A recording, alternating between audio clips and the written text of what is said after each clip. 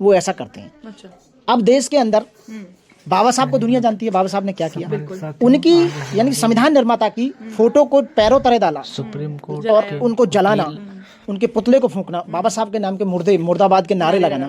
तो ऐसा तो है नहीं कि बाबा साहब के फॉलोवर नहीं है, बाबा साहब को मानने वाले नहीं है। मतलब 2 या 3 या 4% लोग, बाकी 85% लोग या 90% लोग या 95% जो बाबा साहब को जानते हैं, जो इस देश का पढ़ा लिखा युवा है, वो अच्छी तरह, जिसने बाबा साहब को पढ़ा है, वो अच्छी तरह जानता है कि बाबा साहब का भारत के डेवलपमेंट में योगदान क्या रहा बाबा साहब का। और तो ये वास्तव में बहुत निंदनीय कृत्य है, बहुत गलत है। संविधान निर्माता की तस्वीर को, फोटो को पैरों तरह कुचलना, तो वो उनकी जो नफरत है वो बाहर निकल के आती है। वो कितना जलते हैं। बाबा साहब की तस्वीरें तोड़ना, बाबा साहब के संविधान को जलाना, या बाबा साहब की जो वो है पिक्चर है उसको पैरों तरह जलाना, बाबा साहब के नारे लगाना, या बाबा साहब के वजूद को खत्म करने की सोचना, ये पॉसिबल नहीं है बिल्कुल भी भारत के अंदर कि आप बाबा साहब के नाम को मिटा दोगे या बाबा साहब के वजूद को खत्म कर दोगे। ये कभी हो ही नहीं सकता। और ये चंद लोग हैं, और देखा होगा आपने किसी भी समुदाय का लोग, मैं खासकर हिंदुओं की बात करता हूँ, तो हिंदुओं के जो 4 वर्ण हैं, बल्कि 5 वर्ण हैं, हाँ, ब्राह्मण, क्षत्रिय, वैश्य, शूद्र, अतिशूद्र। हाँ, तो इनमें से आप बताओ, ना तो ब्राह्मण, ब्राह्मण को छोड़कर मात्र बाकी और भी जो 4-5 जो हैं, कोई बाबा साहब की तस्वीर जला रही ना, कोई तोड़ रहा, कोई फोड़ नहीं रहा, कोई विरोध नहीं कर रहा। अब आ जाओ सिख कोई विरोध नहीं कर रहा, मुस्लिम कोई विरोध नहीं कर रहा, ईसाई कोई विरोध नहीं कर रहा, पारसी कोई विरोध नहीं कर रहा, कोई भी जाति, कोई भी धर्म, कोई भी समुदाय, एक ब्राह्मण जाति को छोड़कर। और ब्राह्मण जाति भी वो, मुझे ब्राह्मणों से नफरत नहीं है, बाबा साहब ने भी कहा था मुझे ब्राह्मणवाद से नफरत है। ब्राह्मणवाद क्या? जो आपको अंधविश्वास में डालता है, जो आपको छुआछूत करता है, जो ऊंच नीच करता है, आपको मानव एक समान समझने की बात ही नहीं करता, भाईचारा समझने की बात नहीं करता, समानता की बात नहीं करता, वो करता है हमेशा असमानता की बात करता है, वो जलन की बात करता है। तो ये जो लोग हैं, ये वो लोग हैं, वो धूर्त लोग हैं जो समाज को बांटना चाहते हैं, देश की एकता अखंडता को खत्म करना चाहते हैं, ये छुआछूत बनाए रखना चाहते हैं और देश में अशांति बनाए रखना चाहते हैं हमेशा। आप बताइए कि 2014 के बाद जैसे बीजेपी रन कर रही है और अदर स्टेटों में जहां गवर्नमेंट बीजेपी रन कर रही है, उन्हें पता है मध्य प्रदेश में बाबा साहब का जन्म हुआ मऊ में, और बाबा साहब की एजुकेशन भी वहीं से हुई, ज्यादातर बेसिक एजुकेशन वहीं से। बाबा साहब का बहुत बड़ा म्यूजियम बना हुआ है वहाँ, और लोग वहाँ जानते नहीं है क्या, वहाँ ओबीसी समाज का मुख्यमंत्री है यादव, ओबीसी, हाँ, ओबीसी समाज का मुख्यमंत्री है, जहाँ ओबीसी कहते हैं कि बाबा साहब ने बहुत कुछ किया हमारे लिए, देश के लिए, डेवलपमेंट। और आप वहीं पर, अब आप ये जिक्र कर रहे हैं कि ओबीसी समाज के मुख्यमंत्री हैं और तमाम चीजें, ये पहले भी ये बात उठी थी, लेकिन कार्रवाई होते होते इतना समय लग गया। इससे पहले भी उन्होंने न जाने क्या क्या कहे हैं, कितनी अपमानजनक टिप्पणियां की हैं कि अंग्रेजों के एजेंट रहे थे, संविधान निर्माता नहीं है, उन्हें ज्ञान नहीं था, कुछ नहीं था, इस तरह की टिप्पणियां हुई, तब कार्रवाई नहीं हुई। अब अंततः जब कार्रवाई हुई है, अभी भी समाज में बहुजन समाज के तमाम लोग हैं जो लीडर्स हैं, उनकी मांग है, चंद्रशेखर आजाद, उनका ये कहना है कि इन पर एनएसए लगाया जाना चाहिए। ये नेशनल सिक्योरिटी का मामला है। इस तरीके से जो ये बार बार व्यवहार करते हैं, इस तरीके से अपमान करते हैं बाबा साहब का, इन पर क्या एनएसए लग सकता है? बिल्कुल बिल्कुल लग सकता है। एनएसए क्यों नहीं लग सकता? एनएसए लगना चाहिए इन लोगों को। इस देश में तो साइंटिस्ट पर एनएसए लग रहा है। ये हाँ बिल्कुल लग रहा है। जब सोनम वांगचुक पर एनएसए लगा के जेल भेजा जा सकता है, जो पर्यावरण को बचाने की लड़ाई लड़ रहे थे, तो ये तो पूरे संविधान के लिए खतरा बन चुका है, पूरी मनुष्य जाति के लिए खतरा बन चुका है, ये पूरे देश के लिए एकता और अखंडता को तोड़ने की बात करते हैं, तो इन पर एनएसए लगा के जेल भेजना चाहिए, बिल्कुल। और ये ज्यादा दिन तक मैनेज नहीं कर पाएंगे। ये मैनेज कर रहे हैं। मैनेज क्या है कि वहाँ हाई कोर्ट में ये पूर्व अध्यक्ष रहे हैं, इनके रिलेटिव में भी कोई ना कोई जज रहा होगा, ऐसा तो है। तो कब तक मैनेज कर पाएंगे? ऊपर से है, हाँ, ऊपर से प्रेशर होगा, कब तक मैनेज कर पाएंगे? ऊपर से बीजेपी वाले जानबूझकर पुलिस की अगुवाई में, वहाँ पुलिस भी थी वहाँ पे उपस्थित ही में, देखो वो जलाई जा रही है, हमें दिख रहा है। तो ये किसकी गलती है? ये बीजेपी वालों की गलती है, सरकार की गलती है। सरकार जब काम करती है, जब उसे दिखाई देता है कि वोट जाने वाली है हमारी, जब दबाव बनाया जाता है कि ऐसा ना कि हमारी वोट चली जाए। हाँ, सरकार काम ही जब करती है तो इन्हें जानबूझकर अरेस्ट करा जाए। बहुजन समाज के जब दबाव बना है तब उन्हें अरेस्ट किया। हाँ बिल्कुल। सेंगर की बेल क्यों कैंसिल की? वो दबाव बनाया। जब महिलाओं ने देखा देश में बहुत बड़ा रूमर होने वाला, बीजेपी को झटका लगने वाला है, तो बीजेपी ने फटाक अरेस्ट करा दी, चलो अरेस्ट करो इसे फटाफट। लेकिन ये दबाव तो लगातार, अब देखिए अनिल मिश्रा और उनके जो समर्थक है वो कह रहे हैं कि जब मनुस्मृति जलाई जा रही है इस देश में, उस पर तो आप कोई कानून नहीं ला रहे, उस पर तो आप कोई एफआईआर नहीं कर रहे। मनुस्मृति जो है वो फिलहाल में वर्तमान में चलन में नहीं है, सबको पता है। उसके आधार पे कोर्ट फैसले तो दे रही है? बिल्कुल भी नहीं दे रही, कोई फैसला नहीं हो रही। संविधान में जो फैसला, जो देश के अंदर जितने भी फैसले हो रहे हैं, वो भारत के संविधान, आईपीसी, सीआरपीसी, एविडेंस, उनको ध्यान में रखते हुए, सीपीसी को ध्यान में रखते हुए फैसले लिए जा रहे हैं। मनुस्मृति को ध्यान में रखते हुए कोई फैसला नहीं लिया जा रहा, वो एग्जिस्टेंस में है ही नहीं। वो किताब तो श्लोकों का हवाला दिया जा रहा है कि इस श्लोक के तहत ही कुछ नहीं, सब उसकी कोई वैल्यू नहीं है। श्लोक वगैरह, या देखो आप एक बात बताइए, आप भी पढ़ी है, मैं भी पढ़ा हूँ, संस्कृत जो हमने पढ़ी थी वो चलन में है क्या आज? नहीं, बिल्कुल नहीं, अभी तो नहीं। कहीं भी आपने यूटिलाइज की हो संस्कृत, बताओ कहीं भी कोई भाषा हो, तो ये ऑफिस इसमें कोई लेटर भी लिखा हो संस्कृत भाषा में है? मनुस्मृति आज तक कभी है चलन में है? बताओ। 1860 के बाद लेकिन ये अनिल मिश्रा जैसे लोग ये संविधान ये को जिस 3000 साल पुरानी किताब को जिंदा करना चाहते हैं आज के वैज्ञानिक युग में, वो पॉसिबल नहीं है। आज के युग में 3000 साल पुरानी जिंदगी कैसे जी सकते हो आप? जो कि सारा हाईटेक है मामला। 1 मिनट में फोन पर सब कुछ बता दिया जाता है, कंप्यूटर पर सब कुछ।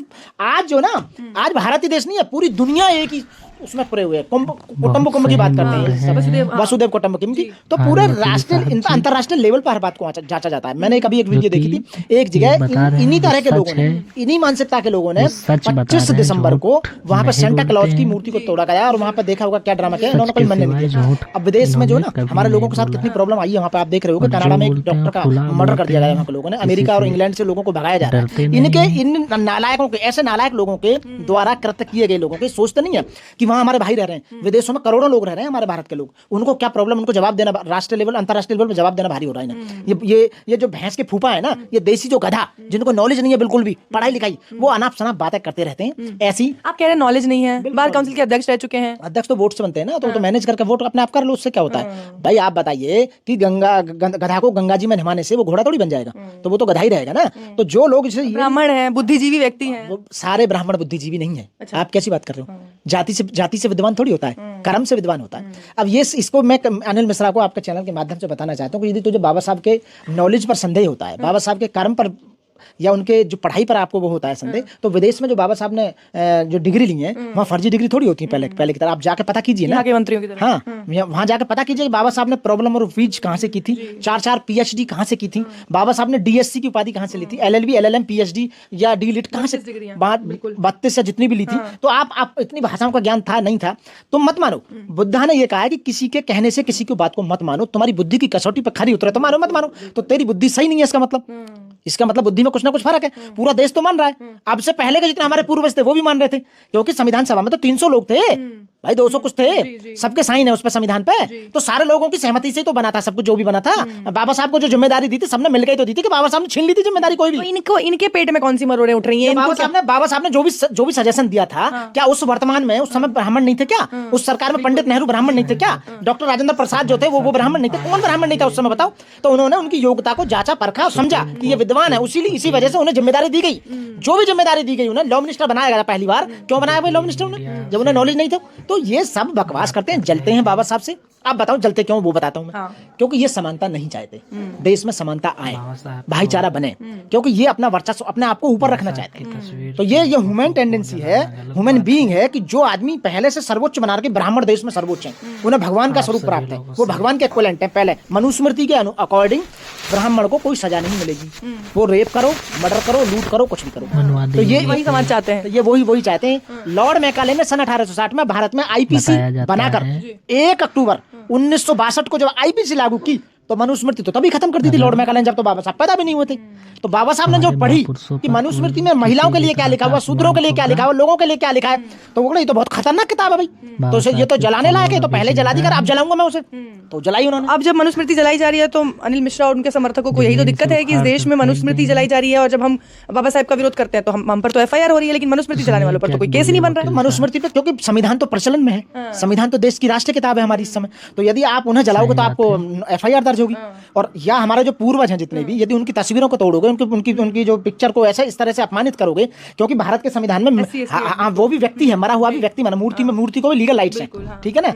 तो इसी तरह से मैं कह रहा हूँ कि ये लोग, ये समाज के दुश्मन हैं, देश के दुश्मन हैं, ये मानवता के दुश्मन हैं। तो इन्हें समझना चाहिए कि ये पॉसिबल नहीं है कि मनुस्मृति जलाने पर इसलिए FIR दर्ज नहीं होगी क्योंकि वो चलन में नहीं है, वो तो अस्तित्व खत्म है जिस किताब का। अब फाइनली FIR हो गया, उन पे सुनवाई हुई, जमानत नहीं मिली उन्हें, लेकिन स्वास्थ्य का हवाला देते हुए उन्हें अस्पताल में भेज दिया गया है कि उनके स्वास्थ्य ठीक नहीं है। अस्पताल में रहेंगे, ये सब लॉलीपॉप है, वो मैनेज कर रखा है। ये भी सवाल कब तक जेल में रहेंगे? कब तक नहीं, ये कब तक अस्पताल में रहेंगे? जेल में तो रहेंगे। उनकी जब सेशन कोर्ट ने बेल डिसमिस कर दी है तो हाई कोर्ट जाएंगे। अब तो हाई कोर्ट जा चुके हैं वो, बिल्कुल। तो यदि हाई कोर्ट देता है तो ये बाबा साहब का संविधान का अपमान होगा, मानवता का अपमान होगा। और इसके विरोध में आप लोग, अगर हाई कोर्ट से उन्हें राहत मिलती है तो आप लोग फिर उसके विरोध में बैठा हुआ है ना, तो हम सुप्रीम कोर्ट आएंगे हम लोग। और जिन लोगों ने वो लड़ाई लड़ी है, उन लोगों को सैल्यूट करता हूं मैं, वो बाबा साहब के अनुयायी हैं, मानने वाले हैं, जिन्होंने ऐसे धूर्त आदमी को जेल के पीछे पहुंचाने का काम किया, FIR दर्ज कर, उनकी मेहनत को मैं सलाम करता हूँ। मेहनत तो अनिल मिश्रा भी बहुत कर रहे हैं सर। देखिए इतने दिनों से लगातार लगे हुए हैं, अभी भी उनके समर्थक ऐसे सड़कों पे पहुंच जा रहे हैं, जय श्री राम के नारे लगा रहे हैं। वो मैं आपको बताऊं, वो केवल बाबा साहब का नाम को मिटाने की जो उन्होंने सोच रखी है कि मैं बाबा साहब के नाम को मिटा दूं, वो गलत उनका मान सकता है, वो गलत फहमी सफल नहीं होंगे। जब तक सूरज चांद रहेगा बाबा साहब अम्बेडकर जी का नाम रहेगा। तो इतनी सारी मेहनत का क्या? बिल्कुल सब मेहनत बेकार है उनकी, वो पागल हो चुके हैं। उनका मेरे को कहीं कहीं लगता है कि मेंटल स्टेटस उनका सही नहीं है, कहीं ना कहीं प्रॉब्लम। सनातनी शेर की उपाधि दी जा रही है। वो कुछ भी हो, वो दे, और उपाधि कोई भी दे दो, ऐसा तो भाई कुछ भी दे सकता है। सनातनी शेर कर दो, कुछ भी कर दो। आधे कोई लॉलीपॉप चल रहा है देश में कि हिंदू राष्ट्र बनाएंगे। हिंदू राष्ट्र का बनाने का मतलब है कि पहले भारत के संविधान को खत्म करो।